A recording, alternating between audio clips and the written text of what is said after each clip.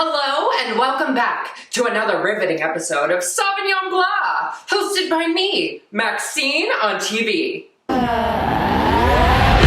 This episode, we are ending our dry spell with a lovely glass of Sauvignon Blanc, which I feel like I did y'all a disservice in my first episode, because why would I name my talk show after a bottle of wine and drink a sparkling rosé instead? So, I'm sorry. This is for my fans, my loved ones, really just my aunt who watches all my videos. I really appreciate you. We have a lovely bottle of Sauvignon Blanc. I'm like so overthinking how I'm saying that in my head because it's hard to say. People have been coming up to me like, I like your show, you know the one you're doing? And I'm like, yeah, I know, right? So awesome there. Awesome branding on my end. So let's open it up. Now, I have had this one before. It's my go-to, okay? If you're an SB girl, okay? If you're a Sauv Blanc girl, you'll love this one. Mostly because it's cheap. So, my friends, cheers to another episode. Oh.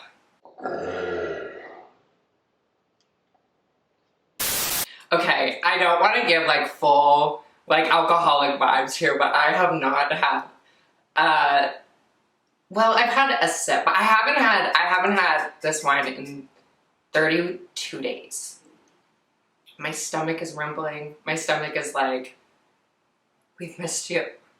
Welcome back. Movies are back. Oh, this month I did a ab challenge.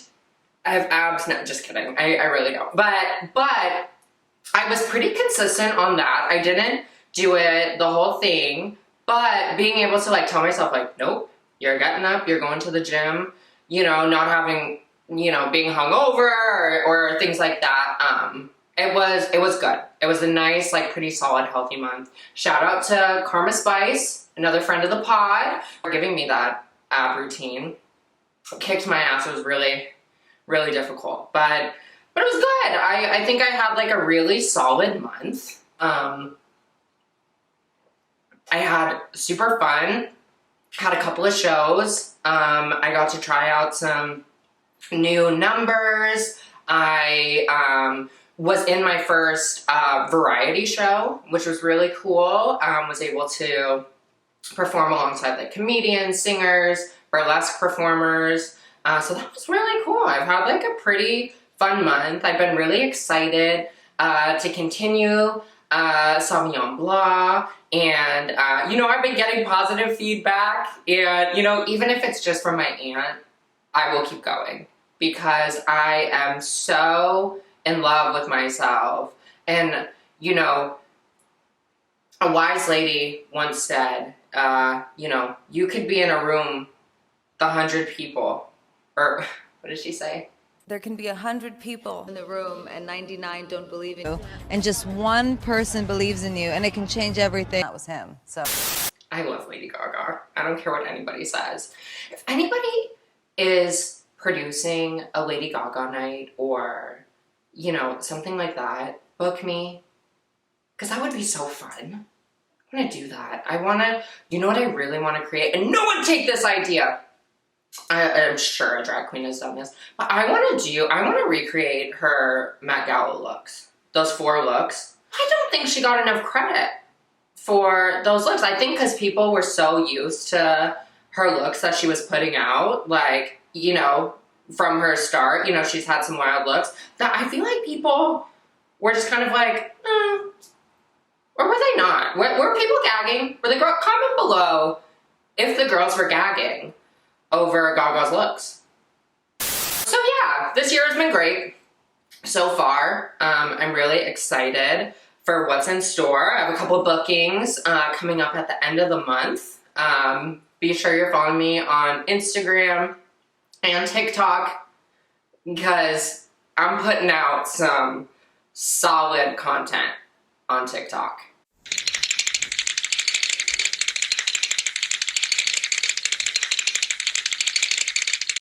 Let's get into today's topic. I have been, obviously, as a big fan of drag for many, many years, and as a now drag queen, love RuPaul's Drag Race. And people have been asking me, not like, you know, my coworkers, or it's often the straight person's question. Are you gonna be on Drag Race? Did you apply to be on Drag Race? Are you good? I could see you on RuPaul's. Are you gonna do RuPaul's? As much as I love that question because they see how much of a starlet I am, I always give the answer of like, girl, like, that is just not my prerogative right now. You know, I am just having fun doing what I'm doing in this moment. I mean, and I've only been doing drag for, I just realized this, like, it's only been 6 months. You know, this is only, I'm at the very, very beginning of my journey. So I'm not even going there yet. Girl, I'm trying to get booked on, you know, all these other LA girls drag races. Let me tell you, because getting booked on that is really, really tricky. It's a hard town out here, so that's what I'm focused on. I have been thinking about that question, and, you know, I think being a fan of the show and, you know, knowing people who have gotten on the show and things like that, should I name drop? Just kidding. I think I've started to think about, like, is that something I want? Is that something I want? And I will never say no to an opportunity. Mostly because I'm a slut. And I've been thinking and pondering the question, and I think, like, if I had the means to do so, I would apply to be on the show. But I mean, it is like the Olympics of drag. It really is. Say what you want about the show and say what you want about, like, how you feel and everything. Like, it is a lot of work to get on that show, and you have to be able to pull a full package together within weeks, you know, of knowing that you've been cast. So I'm just like, maybe in 5 years, I will have enough drag and enough resources and enough of a solid foundation that I'm like, yes, I will do that. Because it's like, let's say I submitted a tape right now and I got on. What? Oh my God. Oh, let me tell you. You're telling me if I walked the main stage looking like this, girl, I mean, you know, the way the show is now, it is incredibly intimidating. And you have to have, excuse me, should we do a burp counter? I mean, to be on the show now, you have to, I mean, and I don't even think this is an exaggeration. I think, like, unless you are an incredibly talented seamstress and you make everything, I feel like you cannot perform at the level they are expecting you to without spending at least $20,000. And I think that's, you barely make it. And even the queens that can sew and are incredible seamstresses, they, you know, it takes a while to make garments and things like that. So to make your entire package in that amount of time is just crazy. And I think the amount of outfits you have to bring, I mean, you have to pull together like 30 something looks, probably more. That's a lot. You know, I think a lot of people are talking about that now, just the money it takes to be on Drag Race. It's like, I'm really hoping they've increased the winnings and the prize, and the queens get, you know, $5,000 if they win the main challenge, and, you know, the mini challenge, they're giving out more money. But, you know, I mean, you've had to have that money, so it's like, you know, it's really a gamble of, like, you know, going into all this debt, spending all this money, getting loans and all that stuff, you know, to hopefully, you know, you win enough that you break even at the end of the day. And that's crazy. The other thing that I can't wrap my head around is putting myself in a position where my image, my narrative, everything is in somebody else's control. Like, that's very scary to me because you are not in control of your narrative the minute you step on set. You know, I mean, it's reality TV. They want a good story, they want a good show, the producers are, you know, in your ears and all that stuff. Like, that's scary. I feel like, honestly, I probably wouldn't even be able to get on the show because I wouldn't pass the psych eval. Girl, why don't you go on Barney or something? Oh my god. Drag queen on Barney would be kind of fierce. Barney in drag. Like, that's just so scary to me. Like, not being in control of my own narrative and just trusting that, you know, I am giving my most authentic self and they can't spin it or twist it in any wet way. You know, it's like, and like, you never know how you're gonna be received. You know, you could have, you know, adoring people in your local area who love you, could be top girl in the town, and then you go on that television show and some 12-year-old Nebraska is like, she doesn't know how to blah, blah, blah, blah, blah. It's like, that outfit, you know, like, girl, they're gonna read you down, and they've never done drag in their life. That's hard. It would be hard to read those comments. It's a game show, so I guess you have to be okay with making that gamble if you're going to be on the show. And of course, you know, getting on television is a great opportunity to grow your brand as a performer, but just like grow yourself. And so it's a wonderful, wonderful opportunity, but girl, I am not ready for that risk. So at the moment, I'm happy where I am, filming my silly little YouTube videos, doing my silly little wiggle and shake on stage, and that's enough for me. The first season I watched was season 8, is when I started watching. I know, I didn't watch from the beginning, you know, stab me, kill me. But I watched season 8, and that was, yeah, I mean, I honestly think it was a great season. I feel like that was the last season where it wasn't as crazy as it is now. I will say, I feel like it was still a time where, you know, the queens were not afraid to be messy on TV. They were, you know, letting it all hang out. The runways were cute. The runways were cute, but they weren't to the level of where they are now. I will never forget Cynthia Lee Fontaine in that rollerblading outfit with those Nike Pros and that outfit. That was iconic to me. I don't care what anybody says. Everybody wants to look like perfect and like great and everything. And don't get me wrong, I love the artistry of drag and these like couture outfits. I, you know, hope to one day be able to construct or pay a lovely person to construct a garment for me.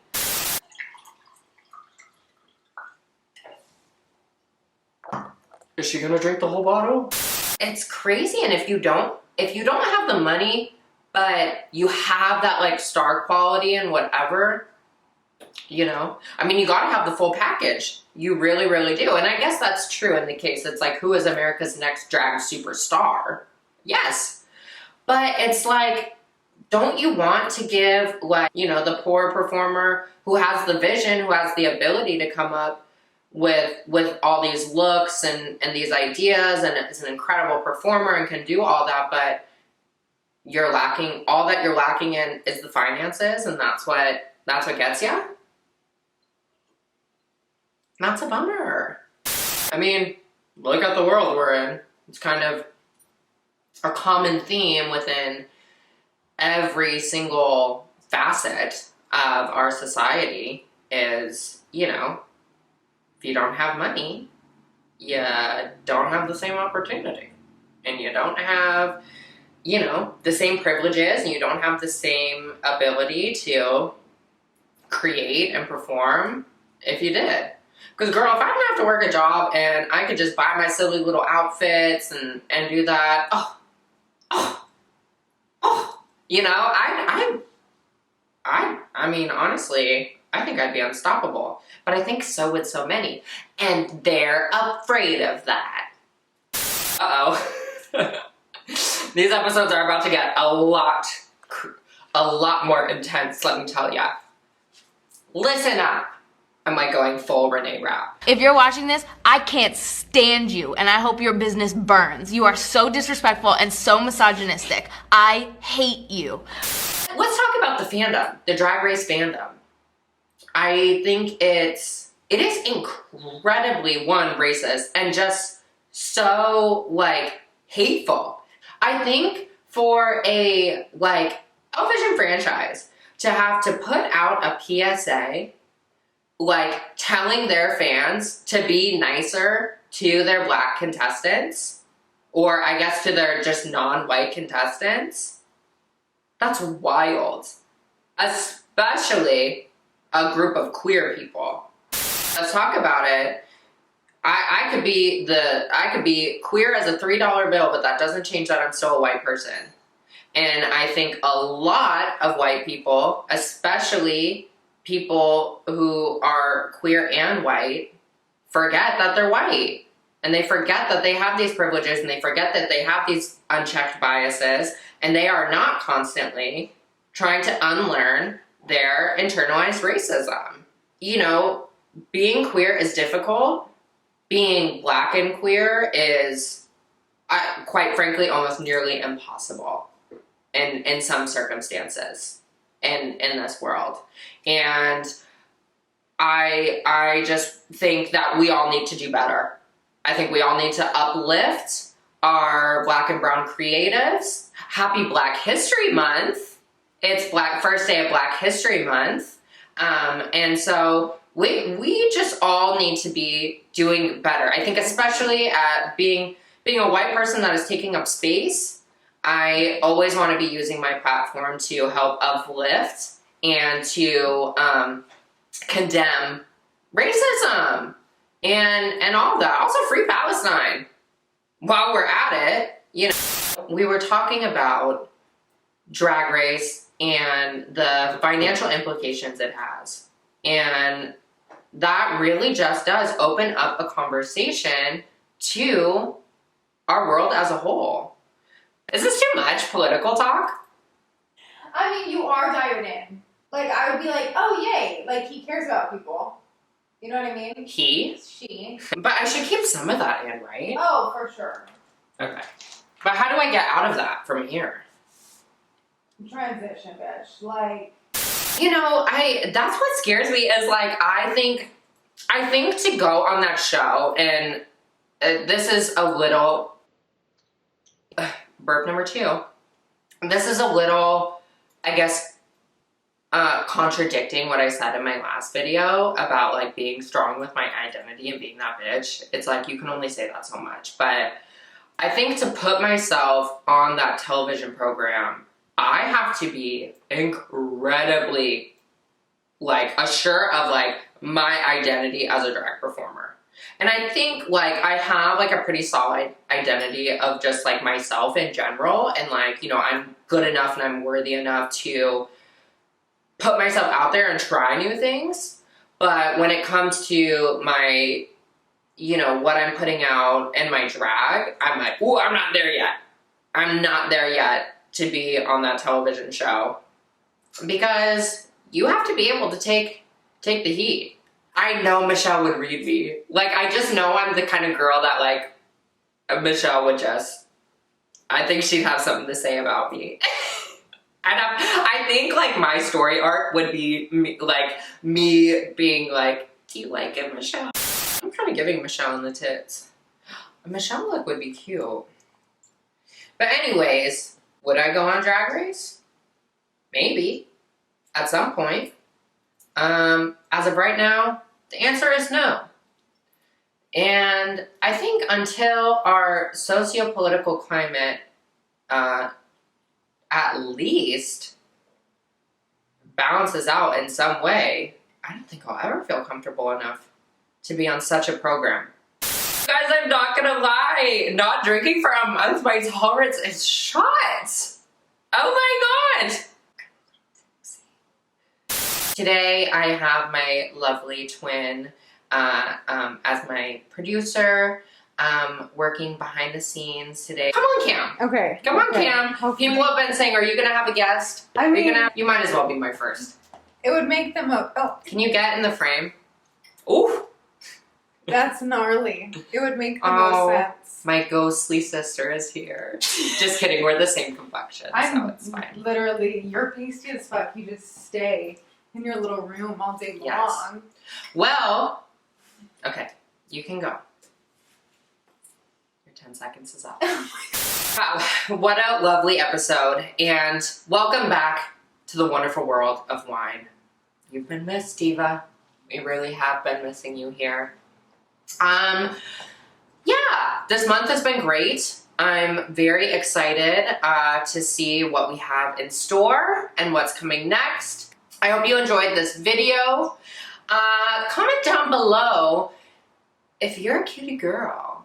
Be sure you're following me on all my socials at Maxine on TV. And be sure you're subscribed to this channel and turn on your notifications. I think that's a thing. Well, this has been another episode of Sauvignon Blanc, hosted by me, Maxine on TV. Kisses and hugs, be safe, and tell your twin sister you love her. You fucker. Goodbye. Okay, cut it. Got it.